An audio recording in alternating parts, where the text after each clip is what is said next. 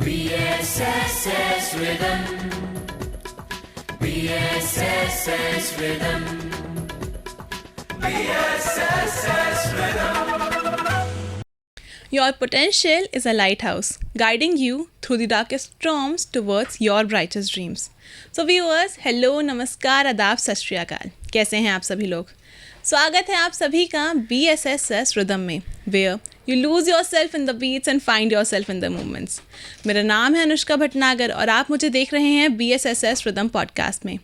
वैसे स्वर्गीय श्री रतन टाटा जी ने एक बार कहा था कि लोग कहते हैं सक्सेस तो ओवरनाइट मिल जाती है।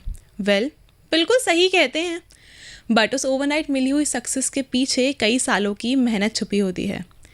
इन्हीं पंक्तियों के साथ आगे बढ़ते हैं, शुरुआत करते हैं आज के शो की और परिचय करवाते हैं आज के गेस्ट का, जिनके जीवन पे ये पंक्तियाँ बहुत अच्छी तरह से फिट होती हैं। कज़ी प्रूव्ड कि इंडीड सक्सेस तो ओवरनाइट मिल सकती है, बट उसके पीछे की मेहनत भी बहुत मैटर करती है। And he is none other than the founder of We Make Foundation, mister Sagar Sharma. Hello sir, कैसे हैं आप? बहुत अच्छा हूँ, आप कैसे हैं? सर मैं भी ठीक हूँ। तो सर आपको आज यहाँ पे रिदम में हमारी वर्क प्लेस पे आके कैसा लग रहा है? मैं जब एंटर कर रहा था तो मुझे कॉलेज स्टूडेंट्स दिखे, अलग अलग क्लासेस में लोग बच्चे बैठे हुए हैं, ग्राउंड में कुछ बच्चे खेल रहे हैं, और मुझे एक अफसोस रहा छोटा सा कि मेरी कॉलेज लाइफ एंजॉय नहीं हो पाई, क्योंकि आफ्टर 12th में अपने काम में लग गया और मुझे कहीं ना कहीं रहता है हमेशा कि एक कॉलेज लाइफ मुझे एंजॉय करनी। तो यहाँ देख बहुत अच्छा लगा मुझे सब बच्चों को देखकर, और एक लगा कि हाँ यार, एक कॉलेज लाइफ मुझे एंजॉय करनी चाहिए थी। Thank you sir.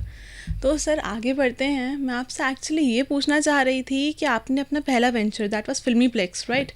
तो जब आपने उसको स्टार्ट किया तो उसकी मोटिवेशन कहाँ से आई कि आप एंटरटेनमेंट इंडस्ट्री में भी एक करियर बना सकते हैं? ओके, तो मैं थोड़ा सा एक पॉलिटिकल बैकग्राउंड से बिलोंग करता हूँ। तो मैं उस टाइम फ़ोन से काफ़ी सारे फ़ोटोज़ क्लिक करता था, तो थोड़ी क्रिएटिविटी थी मुझ में। तो मैं पॉलिटिशियंस की फ़ोटोज़ क्लिक करता था होर्डिंग्स, फ्लैग्स के लिए। तो धीरे धीरे मैं उसमें थोड़ा अच्छा होने लगा, तो मेरे पापा ने मुझे कैमरा दिलाया। देन 10th क्लास में हमारे पास फिल्म फेस्टिवल आया स्कूल में, तो हम लोगों ने कुछ फिल्म शूट की, चीज़ें सीखी। तब हमें ये भी नॉलेज नहीं था कि कट्स क्या होते हैं, बैकग्राउंड म्यूज़िक क्या होता है, सीन कैसे चेंज होते हैं और क्या चीज़ें दी जाती हैं डायरेक्शन में। बट हमने थोड़ा थोड़ा करके ट्राई किया, एंड उसको हमारा नेशनल यूथ फिल्म फेस्टिवल में first nomination prize plus first prize हम लोगों को मिला, जो कि डायरेक्टर सुभाष घई से था। तो वहाँ से एक मेरी मोटिवेशन स्टार्ट हुई फिल्म के करियर को लेकर, और मैंने उसके बाद काफ़ी सारी वेब सीरीज़ और म्यूज़िक वीडियोज़ शूट की। जी सर, बिल्कुल। सर जैसा आपने कहा कि आप पॉलिटिकल बैकग्राउंड से बिलोंग करते हैं, सर इंडिया में कहा जाता है कि यार पॉलिटिशियन का बेटा पॉलिटिशियन, डॉक्टर का बेटा डॉक्टर वाली कहावत बहुत सुनी है हम लोगों ने आजकल। तो सर आपने अपनी फैमिली बैकग्राउंड को छोड़ के किसी और चीज़ में करियर बनाने का कैसे सोचा? इसमें मेरे पापा और मेरी जो मम्मी है उनका काफ़ी बड़ा हाथ रहा है। एक्चुअली मैं भोपाल की एक अदर साइड से बिलोंग करता हूँ, जो कि करोद है। वहाँ पे एक अलग ही माहौल है, पॉलिटिक्स है, रोज़ नई चीज़ें होती हैं वहाँ पे, पॉलिटिकल इवेंट्स होते हैं। तो मेरे पापा मम्मी का था कि मैं इसके अलावा कुछ करूँ, और मुझे एक फैमिली पैटर्न जो है उसको भी ब्रेक करना था कहीं ना कहीं, राइट? तो वो फैमिली पैटर्न ब्रेक करने के लिए मैंने अपना बाकी जो फिल्म का और इवेंट्स का वर्क था वो स्टार्ट किया। तो मैं करोद से डेली MP नगर आता। MP Nagar is just like Mumbai for Bhopal, कि MP नगर अगर आप जा रहे हो काम करने तो आप मुंबई जा रहे हो काम करने, एक सपनों का शहर हम बोल सकते हैं। तो एक क्योंकि कमर्शियल हब काफ़ी बड़ा रहा है MP नगर, तो जो भी था करोद से मैं MP नगर जाता था, नई चीज़ें सीखता था, नए लोगों से मिलता था। तो जो हमारा फैमिली पैटर्न है, मैं उसको थोड़ा सा ब्रेक करने की कोशिश करा, और आई होप मैं कर चुका हूँ शायद। जी सर, बिल्कुल कर ही चुके हैं। और सर आपने बताया कि आपको नेशनल यूथ फेस्टिवल में एक अवार्ड मिला था, राइट? तो सर आप उसका एक्सपीरियंस प्लीज़ शेयर करेंगे हमारे व्यूअर्स के साथ? एक्चुअली सबसे पहले तो उस फेस्टिवल में पहुंचना मुश्किल था, जस्ट बिकॉज मैं 15 साल का था जब वो फेस्टिवल में हमें प्राइज़ मिला, और गोवा में वो फेस्टिवल था। तो एक घर से काफ़ी सारे बैरियर्स होते हैं कि नहीं, छोटा है, अभी नहीं जाना है। तो एक तो बड़ी मुश्किल से मम्मी को कन्विंस करके और मैं गया उस फेस्टिवल में, और उसमें गोवा भी हम लोगों ने घूमा। तो आप समझ रहे हैं 15 साल में दोस्तों के साथ गोवा घूमना एक बहुत अलग एक्सपीरियंस रहा। फिर अवार्ड जो मिला उसके बाद पता चला कि हमें क्या बड़ा मिल रहा है। तब तक तो हम बिजी थे गोवा घूमने में, गोवा आए हैं और वो चीज़ एक्सपीरियंस करें, बट जब हम उस स्टेज पे थे और जब हमें वो अवार्ड मिल रहा था तब हमें पता चला कि हमने क्या बड़ा किया है, और उसी के बाद हमारी फिल्म मेकिंग की जर्नी स्टार्ट हुई। इंडीड सर, इतनी छोटी सी एज में इतना बड़ा अवार्ड मिलना, it's such a nice thing. तो सर मैंने आपके बारे में कहीं पढ़ा था कि जब आप 5th स्टैंडर्ड में थे तब आपने एक बार सेंट्रल जेल विजिट की थी। जी।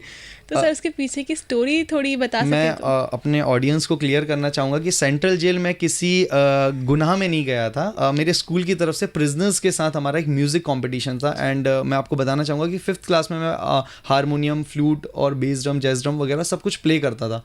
तो काफ़ी इंटरेस्ट था मुझे म्यूज़िक में और हमारा प्रिजनर्स के साथ एक कंपटीशन हुआ था जो कि भोपाल सेंट्रल जेल में हुआ था। तो जो बोला जाता है ना जेल की रोटी, तो हमारा जो टूर था सेंट्रल जेल में हम लोगों को एक आफ्टर कंपटीशन हमको एक विज़िट किया गया कि कितना हाइजीनिक फूड होता है, जेल में जो प्रिजनर्स होते हैं उनको हाइजीन मेंटेन कितना कराया जाता है, सारा एक विज़िट था। तो हम लोगों ने एक जेल की रोटी वहाँ बनती है और उसमें थोड़ी सी हल्दी डलती है, वो येलो होती है। तो हम लोगों ने उठा ली थी और हमने तोड़ के खाई थी। तो आज तक हमें बोलने को है कि हमने जेल की रोटी खाई है। अरे सर बात तो सही है कि अपना टैलेंट इतनी छोटी सी एज में दिखाने का चांस बहुत कम लोगों को मिलता है। सर आपने अपना एक नया कैफ़े स्टार्ट करने वाले हैं, We Make Cafe, right? We make Coffee, that is. Yes sir. So sir Bhopal जैसी सिटी में जहाँ पे हर रोज़ नए कैफ़ेज़ खुल रहे हैं, बंद भी हो रहे हैं, उसी ड्यूरेशन में आपने अपना खुद का फिर से कैफ़े खोलने का सोचा जी। तो सर उसके पीछे आपको लगा नहीं कि कैफ़े का बिजनेस आजकल थोड़ा रिस्की है? राइट मैं आपको बताता हूँ कि मैं ये कैफ़े बिजनेसेस 2017 से कर रहा हूँ। ठीक है, मैंने काफ़ी लोगों को कैफ़े ओपन करवाएं, काफ़ी लोगों के कैफ़े बंद होते हुए देखें, खुद के कैफ़े काफ़ी सालों तक चलाएं।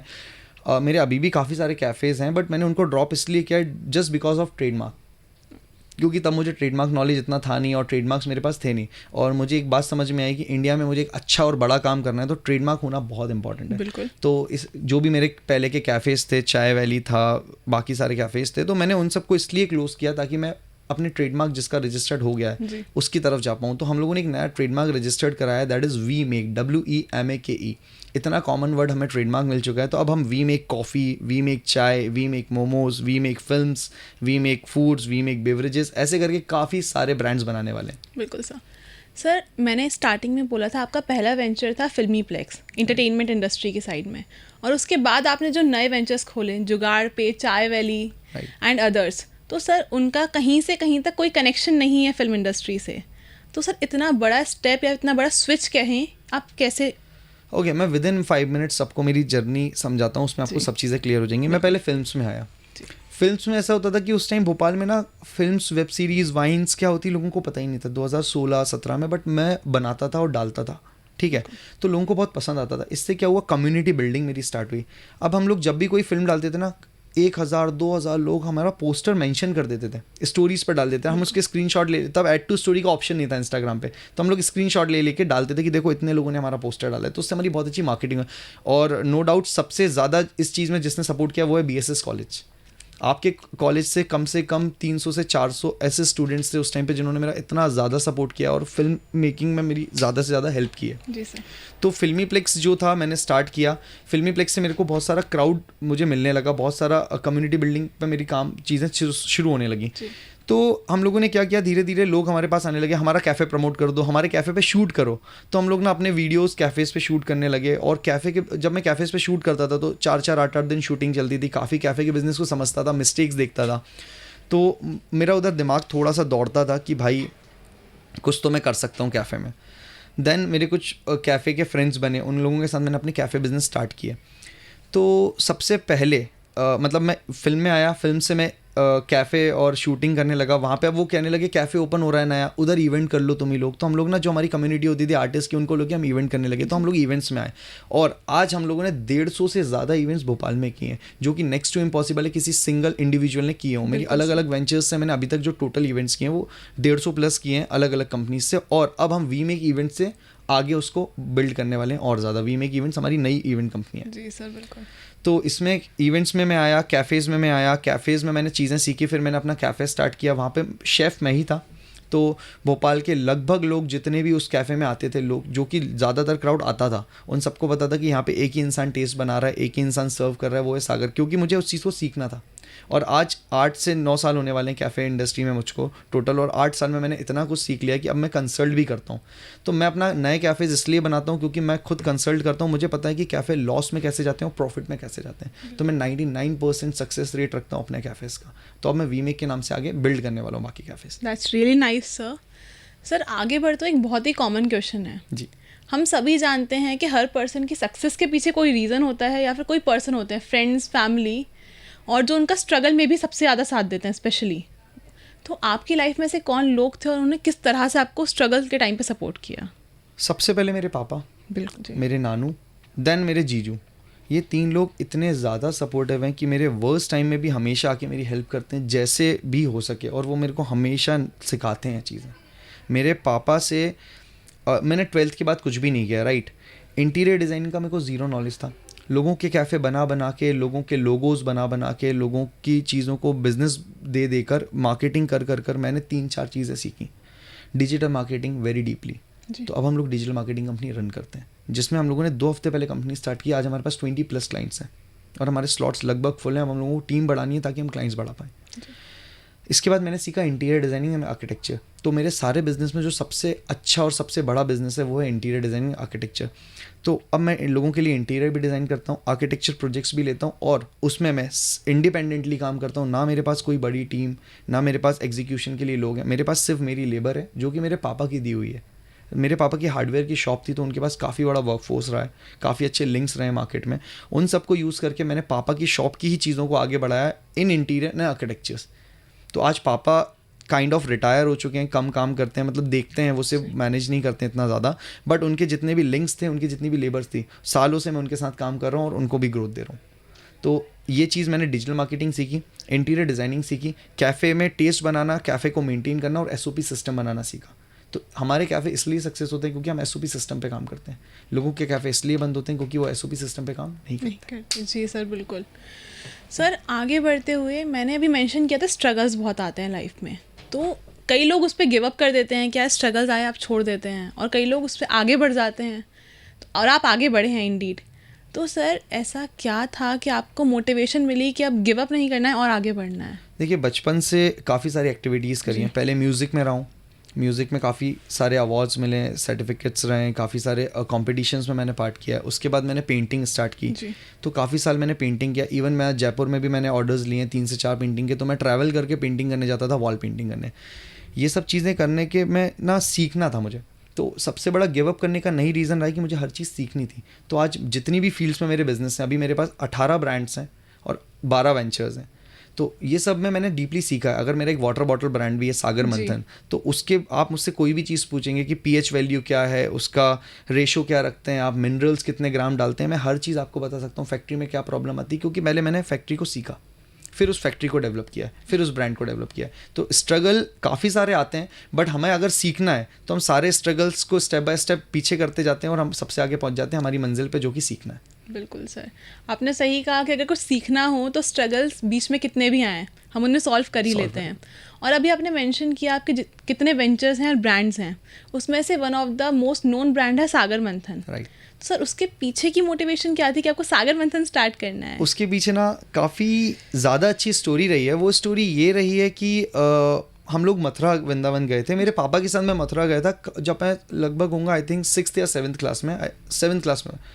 तो एक सागर करके एक लोकल ब्रांड था, आई थिंक सागर प्योर करके ऐसा समथिंग उसका नेम था। तो बॉटल पे मेरा नाम दिखा। अब मुझे तो नॉलेज नहीं, मैंने कहा पापा ये तो अपनी बॉटल है। तो पापा ने कहा ये बेटा किसी और की बॉटल है। मैंने कहा तो अपने को अपने यहाँ ऐसी बॉटल घर में रखनी हो तो उन्होंने बोला इसके लिए बेटा बहुत सारे लाइसेंस लगते हैं, बहुत सारी जुगाड़ लगती है, बहुत सारे सिस्टम लगते हैं, मशीनें लगती हैं, फैक्ट्री बनानी पड़ती है, स्टाफ रखना पड़ता है और बहुत सारी चीज़ें रहती हैं। तब मैंने सोचा था कि ज़िंदगी में जब मैं कुछ कर जाऊंगा तो एक अपना ब्रांड बनाऊंगा। तो आफ्टर वी मेक, आफ्टर चाय valley, after all my cafes, food ventures, after interior designing company, जब मेरी सब चीज़ें होने लगी और मुझे पता चल गया कि अब मैं स्टेबल होने लगा हूँ धीरे धीरे, तो मैंने अपना ब्रांड उतारा दैट इज सागर मंथन, इंस्पायर्ड फ्रॉम समुद्र मंथन, जो कि सबसे बड़ा वॉर हुआ था वाटर का पूरे वर्ल्ड में। तो हमने उससे इंस्पायर्ड एक ब्रांड बनाया सागर मंथन, और उसकी मोटिवेशन से वो बचपन की एक छोटी सी कहानी रही है। सर बचपन की कहानियाँ लाइफ में बहुत ज़्यादा मोटिवेट भी कर जाती हैं और लाइफ के कई डिसीजन को चेंज भी कर देती हैं। सर आगे बढ़ते हुए मैंने सुना है कि आप अपना बिजनेस का नाम ही वी मेक है, अकेले आप नहीं, आपकी पूरी टीम।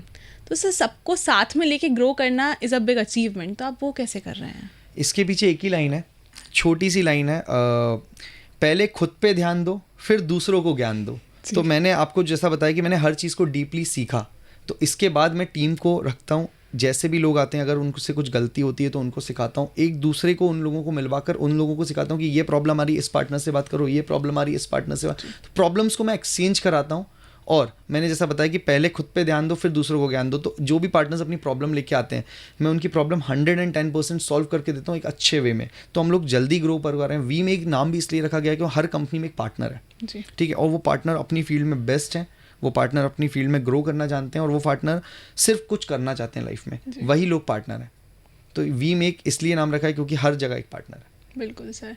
सर कोविड के टाइम पे आपका वो चाय वैली का ट्रेंड बहुत ज़्यादा फेमस हुआ था, तो सर उस ट्रेंड के पीछे के कारण क्या थे कि आपने सोचा कि कोविड के टाइम पे ही आप उसे लॉन्च करें? ओके, तो इसके पीछे देखिए कोविड में मैंने नेटवर्क मार्केटिंग की है, इंटीरियर डिज़ाइनिंग का काम किया है लोगों के लिए, मैंने तंबोला प्ले करवाया लोगों के लिए, उससे मैंने एक अर्निंग रखी थी मेरे पास सेव करके। और जब थोड़ा सा कोविड ओपन हुआ और कुछ रिस्ट्रिक्शंस कम हुए तो मेरा प्लान था कि अब मैं खुद के लिए एक कैफ़े ओपन करूँगा। अभी मेरा काफ़ी लोगों के साथ में काम कर रहा था कैफ़े में उस टाइम तक, तो मैंने चाय वैली करके एक ब्रांड बनाया। हम वो ब्रांड में ट्रेंड में इसलिए आए, पहली बात हमने 2 हफ्ते में 10,000 कुल्हड़ सर्व किए, जी। ठीक है। चाय वैली में एक बहुत अच्छी बात ये कि एम्बियंस था, एक वाइब थी, बट उससे ज़्यादा इंपॉर्टेंट था हम वहाँ पे कम्युनिटी बिल्डिंग पे काम करते थे। फॉर एग्जांपल आप आरजे हैं, मैंने आपको बताया कि आप जैसे आपके ही BSS रिदम से काफ़ी सारे RJs मुझसे जुड़े हुए हैं, उन्होंने मेरे साथ स्टार्टिंग से काम किया है। किसी को तो मैंने फर्स्ट उनका एंकरिंग का प्रोजेक्ट मैंने उनको दिया हुआ है। तो इसका रीज़न था कि मेरे पास उस टाइम तक काफ़ी सारे RJs, singers, writers, directors, film makers, इसके बाद इंटीरियर डिज़ाइनर्स और भी बहुत तरह के लोग मेरे पास थे। तो मैं वहाँ पे कम्युनिटी बिल्डिंग करता था, मैं एक टेबल पे बैठता था और एक दूसरे को लोगों से मिलवाता था। इससे वहाँ पे बहुत रश रहता था और लोग सिर्फ इसलिए आते थे कि उनको 4 लोग और पहचान के मिल जाएंगे जिनको सागर ने मिलवाया हुआ है। तो ऐसे करके हम लोग कम्युनिटी बिल्डिंग पे काम करते थे और उससे हम लोग काफ़ी ज़्यादा ट्रेंड पे रहते थे। बट काफ़ी सारे लॉकडाउन, हमें 3 लॉकडाउन हमने सफ़र किया है, उसके बाद भी उसको 2 साल ज़्यादा रन किया है। बट ट्रेडमार्क इशूज़ की वजह से हमने कहा एक काम करते हैं, ब्रांड ही क्लोज करते हैं और नया फिर से शुरू करते हैं। और सर जो नया ब्रांड है उसका प्लान क्या है? वी मेक ही हमारा प्लान है। अब चाय वैली को रिप्लेस करके हम लोगों ने साकेत नगर में ऑलरेडी एक कैफ़े ओपन किया, दैट इज़ वी मेक चाय। जी। तो हम लोगों ने वी मेक के नाम से ही फिर से चाय को कन्वर्ट किया, चाय वैली को वी मेक चाय में, तो हम लोगों ने वी मेक चाय स्टार्ट किया। ओके सर, मैंने सुना है आपको म्यूज़िक में और शायरी में बहुत इंटरेस्ट है, तो सर क्यों ना हमारे लिसनर्स के लिए एक शायरी हो जाए? ओके, तो एक शायरी जो मुझे एक्चुअली क्या है कि मैं दिल से तो नहीं दिमाग से लिखता हूँ, तो भूल जल्दी जाता हूँ जो भी लिखता हूँ। तो एक शायरी मुझे हमेशा याद रहती है, वो शायरी ये है कि चारों तरफ धोखा फिर भी दिल में सबके लिए प्यार है, चारों तरफ धोखा फिर भी दिल में सबके लिए प्यार है, खुद को समझ जाऊं बस उस दिन का इंतजार है। वाह सर, क्या शायरी बोली है। तो सर आगे बढ़ते हुए मैं आपसे एक रिक्वेस्ट करना चाहूँगी कि इतनी छोटी एज में, आज की जनरेशन में जहाँ पे लोग जल्दी गिव अप कर देते हैं, आपने इतने टाइम तक रुके, आप यहाँ पे आप सक्सेस प्राप्त की आपने, आज आप यहाँ हैं, तो सर क्या आप हमारे व्यूअर्स को कुछ मैसेज देना चाहेंगे कि वो आगे कैसे बढ़ें, स्ट्रगल्स को फेस कैसे करें? ओके, तो एक लाइन में मैं आपको बताता हूँ कि अक्सर लोग पुराने पैटर्न्स में अक्सर लोग क्या कहते हैं कि कंफर्ट जोन से बाहर रहोगे तो सक्सेस करोगे। ये लाइन मेरी नज़रों में, मेरे बिजनेस के हिसाब से या मेरे आसपास की सराउंडिंग के हिसाब से बिल्कुल गलत है। अगर आप कंफर्ट जोन में रहोगे तो आप 4 काम ज़्यादा कर पाओगे। आप उन लोगों की बातों पे बिल्कुल ध्यान मत दो जो ये कहते हैं कि कंफर्ट जोन में नहीं रहो। कंफर्ट जोन में नहीं रहना का क्या मतलब होता है कि बेड पे मत सो, टाइल पे सो जाओ, राइट। आपकी कमर दुखेगी, सुबह आप काम कैसे करोगे? जी। पहले अपने बिजनेस पे ध्यान दे रहे हो, बिजनेस के साथ साथ अपने कंफर्ट बनाओ कि भाई मुझे रेस्ट कैसे मिलेगा, मैं कंफर्टेबली चीज़ें कैसे कर सकता हूँ। अब कंफर्ट जोन में ध्यान नहीं दूंगा तो मैं अगर कार से नहीं घूमूंगा तो मैं अपने 4 सामान लेके कैरी कैसे करूँगा। आज मेरे पास अगर कार है तो मैं 10 जगह जा सकता हूँ, 20 जगह जा सकता हूँ, उसके बाद कितना ही दूर मेरा घर है मैं वहाँ भी जा सकता हूँ और मैं थोड़ा कम थकूंगा, राइट। और अगर लोग कंफर्ट जोन नहीं देख रहे हैं, वो कह रहे हैं अभी गाड़ी नहीं लूँगा, बिजनेस बनाऊंगा, फिर गाड़ी लूँगा या स्कूटी तब लूँगा जब मेरे पास अच्छा खासा पैसा आएगा। थोड़ा भी पैसा आ रहा है, एक सेकंड स्कूटी ले लो। क्यों ले लो? क्योंकि उससे आप 4 जगह ज़्यादा ट्रैवल कर पाओगे। अगर आपके दिन में 4 इवेंट है, आप 2 जगह जा पाओगे, बस से 2 जगह फिर नहीं जा पाओगे तो आप मिस करोगे ना। थोड़ा पहले जाओगे तो ज़्यादा सीख पाओगे। तो हर जगह टाइम से पहुँचना, अच्छे इक्विपमेंट्स के साथ पहुँचना और कंफर्ट जोन में रहना बहुत इंपॉर्टेंट है। तो कंफर्ट जोन में अगर आप रहोगे तो आप सक्सेस ज़्यादा कर पाओगे, ना कि कंफर्ट जोन में नहीं रह के। जी सर, बिल्कुल सही कहा आपने कि कंफर्ट जोन भी मैटर करता है, क्योंकि अगर आप ऐसा है कि आप कंफर्ट जोन से बाहर निकल के रहेंगे, थकान हो जाएगी, काम आगे और नहीं कर पाएंगे। इनफैक्ट अगर कंफर्ट जोन में रहेंगे तो हो सकता है आप 4 काम ज़्यादा कर लें। इसका मैं एक छोटा सा एग्जांपल और दे सकता हूँ। यहाँ पे हमारे पास एक अच्छी चेयर है, यहाँ पे हमारे पास AC है और यहाँ पे हमारे पास माइक है, राइट। अगर यही चीज़ हम कंफर्ट जोन के बाहर कहीं गर्मी में शूट कर रहे होते हैं, तो मैं तो आके आपसे आज एक पॉडकास्ट का पूरा शूट करवा के चला जाता, बट आप क्या दिन में 4 पॉडकास्ट शूट कर पाते? नहीं कर पाते। 2 के बाद आप बोलते यार नहीं हो पा रहा है, घर जा रहे हैं, कल करेंगे। बट आप अगर एक कंफर्ट जोन में, तो यहाँ आप 10 पॉडकास्ट भी शूट कर सकते हैं। तो कंफर्ट जोन में रहना कोई बुरी बात नहीं, कंफर्ट जोन अपना बनाओ ताकि आप अच्छा और बड़ा काम कर सको लाइफ में। सर आप बिजनेस को ग्रो करने में हेल्प करते हैं लोगों की, इन्वेस्टमेंट प्लान्स और बाकी सब चीज़ें, तो सर क्या एडवाइस दे सकेंगे आप कुछ व्यूअर्स को? एडवाइस की जगह पे मैं भरोसा करता हूँ, हिंदुस्तान में 3 चीज़ें आपको जगह जगह मिल जाएंगी। एक इंजीनियर जो फोटोग्राफर बन गया है, सलाह देने वाले और घरेलू डॉक्टर, ये आपको तीनों जगह मिलेंगे। तो मैं एडवाइस देना प्रेफर नहीं करूँगा, मैं उससे अच्छा आपको एग्जाम्पल देना प्रेफर करूँगा। आप लाइफ में कोई भी बिजनेस करना चाहते हैं तो मैं आपको अभी यहाँ बैठे बैठे एक बिजनेस बनवा देता हूँ। आप किस फील्ड में बिजनेस करना चाहते हैं? अगर आपको करना है सर, अगर करना है तो फैशन डिजाइनिंग की फील्ड, फैशन डिजाइनिंग यानी कि cloth manufacturing kind of, right. बिल्कुल। तो आपको एक क्लोथ मैन्युफैक्चरिंग के लिए इन्वेस्टमेंट क्या करना है? आपको एक बुटीक ओपन करना है, आपको उधर स्टाफ रखना है, ये सब हो सकता है, राइट। मैं आपको उसका अल्टरनेट दे दूँ तो आपको एक बड़ा इन्वेस्टमेंट ना करना पड़े, आपको एक बड़ा स्टोर ना लेना पड़े, आपको उसका डिपॉजिट ना करना पड़े, आपको स्टाफ हायर, उसकी सैलरी, इलेक्ट्रिक, उसका मशीनरीज का ध्यान ना रखना पड़े, उनकी सर्विस, उनका परचेज ना देखना पड़े, तो आप करेंगे ये काम, फिर बिजनेस जल्दी स्टार्ट करेंगे। सर अगर पॉसिबल हो तो ऑफ कोर्स कोई भी करेगा। इस टर्म को कहते हैं वाइट लेबलिंग।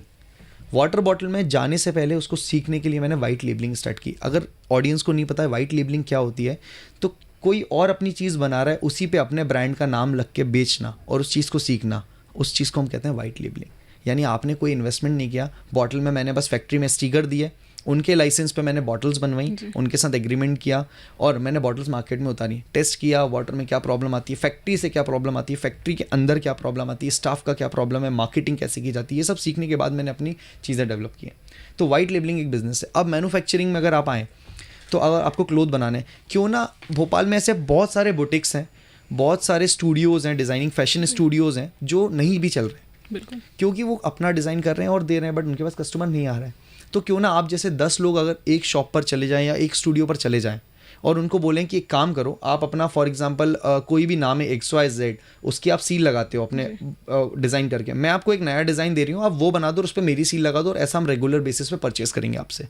तो वो आपसे क्यों मना करेगा? जब वो खुद लॉस में है तो क्यों मना करेगा? फॉर एग्जाम्पल मेरा चाय का कैफ़े और मैं अपने नाम से चाय बेचता हूँ, कोई आके मुझसे बोल रहा है मुझे रोज़ 500 चाय चाहिए मगर मेरे नाम से, तो मैं उसे क्यों मना करूँगा भाई? बिल्कुल नहीं करेंगे भाई, मेरा तो इनकम हो रही है ना, मेरी तो चीज़ अगर लॉस में तो प्रॉफिट में जा रही है, तो मैं क्यों मना करूँगा?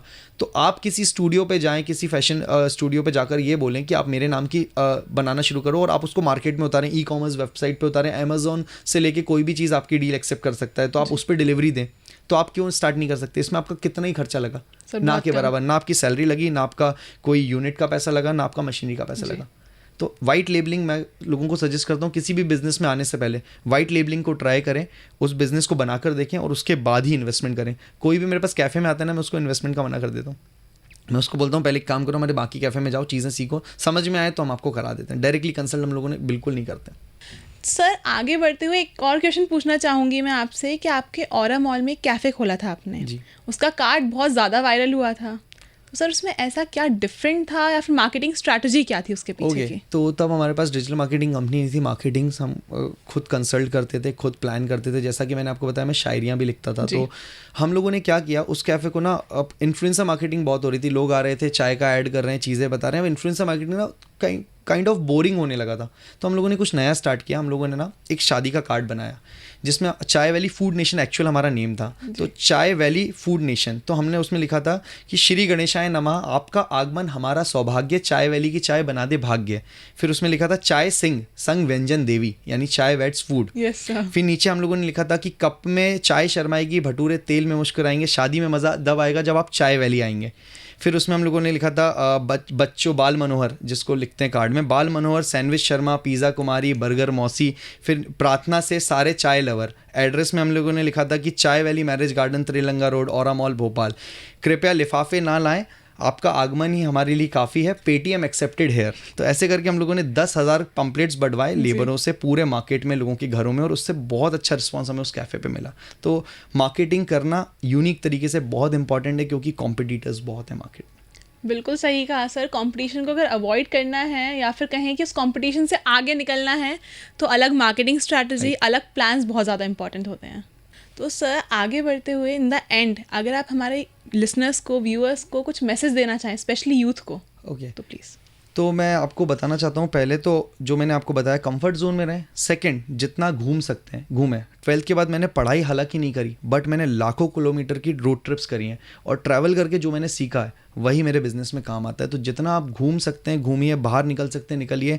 घर रात को जल्दी मत जाइए, घर रात को लेट जाइए, मगर ये नहीं कि पार्टी करिए, कुछ काम करिए, अच्छे लोगों के साथ बैठिए और एनवायरनमेंट बनाइए अपने काम का। जी बिल्कुल। Thank you so much sir, अपना प्रीशियस टाइम निकाल के यहाँ पे आए। Thanks to you, thanks to BSS Rhythm, BSS college and सारी टीम मेंबर्स आपको, जो आप लोगों ने मुझे यहाँ पर बुलाया। Thank you and thank you so much viewers, आपने हमारा आज का पॉडकास्ट देखा। अगर आपको अच्छा लगा हो इसे लाइक करें, शेयर करें, इसके बारे में कुछ कहना चाहते हैं तो नीचे कमेंट करें, और आगे ऐसे ही और पॉडकास्ट देखने के लिए subscribe to BSS Rhythm. BSS Rhythm.